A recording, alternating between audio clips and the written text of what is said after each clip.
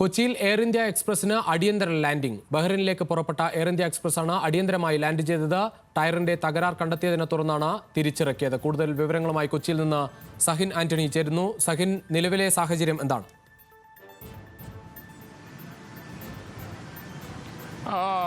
രുചീഷ്, അതായത് വിമാനത്താവളത്തിൽ വലിയ ഭീതിയാണ് പടർത്തിയത്. കാരണം 12 മണിയോടുകൂടിയായിരുന്നു ബഹ്റൈനിലേക്ക് ഇവിടെ നിന്നും കൊച്ചിയിൽ നിന്നും എയർ ഇന്ത്യ എക്സ്പ്രസിന്റെ വിമാനം പറന്നുയർന്നത്. എന്നാൽ വിമാനം പറന്നുയർന്ന ഉടൻ തന്നെ അവിടെ റൺവേയിൽ ഈ വിമാനത്തിന്റെ ടയറിന്റെ ഒരു കഷ്ണം കണ്ടെത്തുകയായിരുന്നു.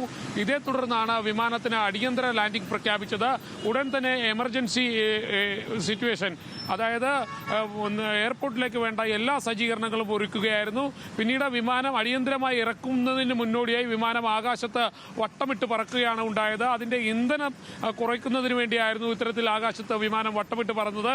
എന്തായാലും നേരത്തെ സൂചിപ്പിച്ചതുപോലെ തന്നെ വളരെ സുരക്ഷിതമായി വിമാനം താഴെ ഇറക്കാൻ കഴിഞ്ഞു എന്നുള്ളത് ആശ്വാസകരമായ വാർത്തയാണ്. 200ഓളം യാത്രക്കാർ ആ സമയത്ത് വിമാനത്തിലുണ്ടായിരുന്നു. വിമാനം പറന്നുയർന്ന ശേഷമാണ് വിമാനത്തിന്റെ ടയറിന്റെ ഒരു ഭാഗം റൺവേയിൽ കാണപ്പെട്ടത്.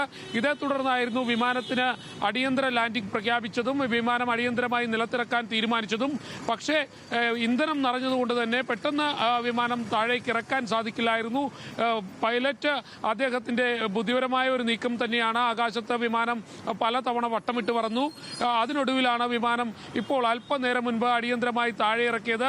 വിമാനത്താവളത്തിൽ വേണ്ട സജ്ജീകരണങ്ങളെല്ലാം തന്നെ ഒരുക്കിയിരുന്നു. ഏതെങ്കിലും തരത്തിൽ എന്തെങ്കിലും ഉള്ള അപകടങ്ങളിലേക്ക് പോകുകയാണെങ്കിൽ അതെല്ലാം നേരിടുന്നതിന് വേണ്ടിയുള്ള സജ്ജീകരണങ്ങളെല്ലാം തന്നെ വിമാനത്താവളത്തിൽ ഒരുക്കിയിരുന്നു. എന്തായാലും ആശ്വാസകരമായ വാർത്ത എന്ന് പറയുന്നത് എയർ ഇന്ത്യ എക്സ്പ്രസിന്റെ വിമാനം സുരക്ഷിതമായി തന്നെ താഴെ ഇറക്കാൻ കഴിഞ്ഞു.